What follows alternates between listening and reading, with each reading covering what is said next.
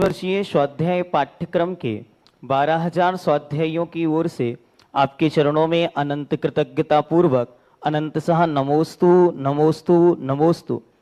पूज्य गुरुदेव, आपकी अनंत करुणा और कृपा के भाव से 12 वर्षीय स्वाध्याय पाठ्यक्रम की स्थापना की गई और उसे सुचारू रूप से जन जन तक पहुंचाने के लिए 27 नवंबर 2019 को ऑनलाइन कक्षाओं की स्थापना की गई, जिसे श्रवण संस्कृति ऑनलाइन स्वाध्याय के नाम से घोषित किया गया। पूज्य गुरुदेव, शीघ्र ही कोरोना उपस्थित होने से उन क्लासों को यूट्यूब के माध्यम से भी प्रचारित किया गया और आपने इसी मंच से घोषणा की कि उसे कोई नाम देना चाहिए, तो बहुत सारे नाम यहाँ से आपने बतलाए थे, जैसे आमनाय, अनुपेक्षा, स्वाध्याय, वाचना आदि। तो उसी में प्रक्षणा स्वाध्याय के रूप से उसे आगे बढ़ाया गया। पूज्य गुरुदेव, अब इसे 5 वर्ष पूर्ण होने वाले हैं, तो हम सभी स्वाध्यायी उस समय क्या ऐसी आयोजना बनाएं कि जिसके माध्यम से ये ऑनलाइन क्लास जन जन के माध्यम पहुंचे और आगे भविष्य में इसकी रूपरेखा किस रूप में हो, हे गुरुदेव मार्गदर्शन करें। नमोस्तु स्वामी। किसी भी अच्छे कार्य का जो है, यदि उसमें अच्छी सफलता मिलती है, अच्छा कार्य होता है, तो उसकी स्थापना दिवस को महोत्सव का रूप दे देना चाहिए। अभी देखो, जैसे कोई भी चीज़ है, जैसे अपन को भगवान का, महावीर स्वामी का उपकारी दिन लगता है, अपन ने उसको महोत्सव का, भगवान का जन्म कल्याणक तो एक ही बार हुआ था ना, अपन ने महावीर जयंती अभी तक मना रहे। जैसे आप लोगों का जन्म एक ही बार होता है, लेकिन जन्म दिवस हर वर्ष मना। साधु की दीक्षा एक बार होती है, लेकिन दीक्षा दिवस। तो कोई भी कार्य को है, प्रथम दिन यदि उससे लाभ हुआ है, अच्छा हुआ है, तो उनकी स्थापना को महोत्सव का रूप देना चाहिए। अभी संसार के सबसे ज़्यादा एनर्जीफुल, सबसे ज़्यादा शक्तिशाली मुनि सुब्रत नाथ ज्ञानोदय तीर्थ क्षेत्र में विराजमान, जो भूगर्भ से प्राप्त हुए संसार, आज उसको सुकांत भैया वहाँ पर कमेटी प्रति 100 दिन के बाद उसका महोत्सव मनाते। प्रति 100 दिन, 100वां दिन पूरे होते ही उसका एक पूरा मंदिर जमीन से निकला था। 51 मूर्तियों का संरक्षण था।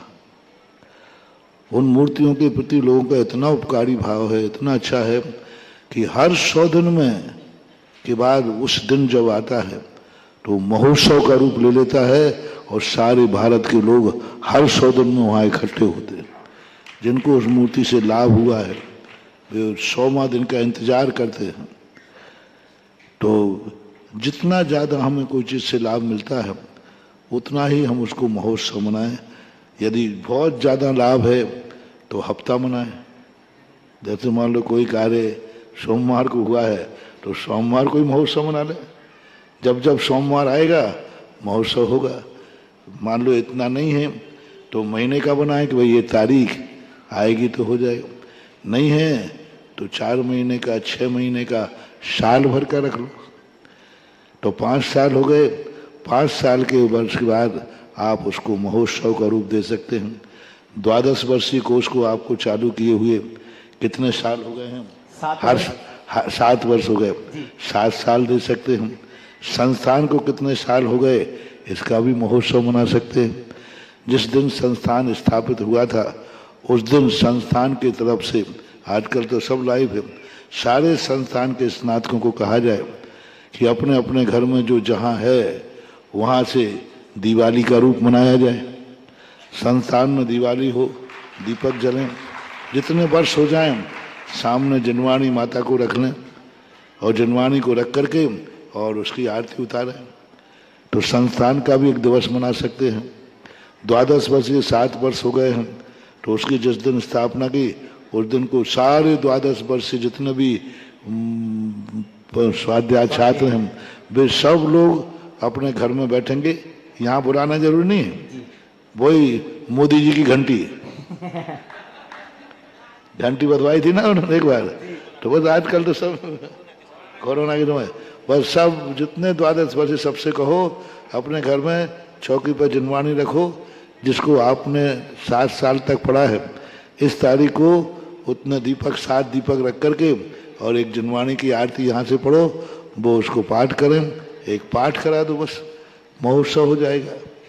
ऐसे ही आपका ऑनलाइन को 5 साल हुए हैं, जितने आपके 1000 2000 जो लोग हैं उनके लिए एक कोई आरती और एक कोई पूजा, कोई जो कुछ भी आप करना चाहें उसको करें, एक माला दे दें, माला फेर लें, और या कोई पाठ कर लें सरस्वती जिनवाणी के, जिनवाणी पूजा कर लें, तो ऐसा कर सकते हैं। दिन में हो जिनवाणी पूजा करा दो, मतलब सब लोग अपने द्वादश वर्ष वाले सब बैठ जाएं अपने घरों में, अष्टद्रव रख लें, शास्त्री रख लें, यहाँ से जिनवाणी पूजा बोली जाए, जिनवाणी आरती बोली जाए और उसको महोत्सव के रूप में मना लें। तो महोत्सवों को 3 प्रकार के महोत्सव होते हैं। एक अकृत्रिम महोत्सव होते हैं जो अनादिकाल से चलते हैं, जिनका महोत्सव का तो कोई नाम आया नहीं, पर्व का नाम आया। अष्टान का अष्टमी चतुर्दशी ये अनादि अनधन पर्व है। और दूसरे घटना के पर्व होते हैं, जब किसी घटना से कोई जुड़ा हुआ रहता है तो वो पर्व नहीं होता, वो त्योहार हो जाता है। जैसे दीपावली को पर्व नहीं कह के त्योहार कहते हैं।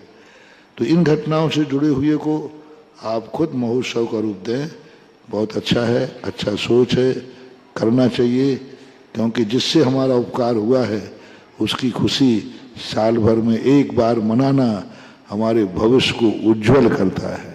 नमोस्तु सर।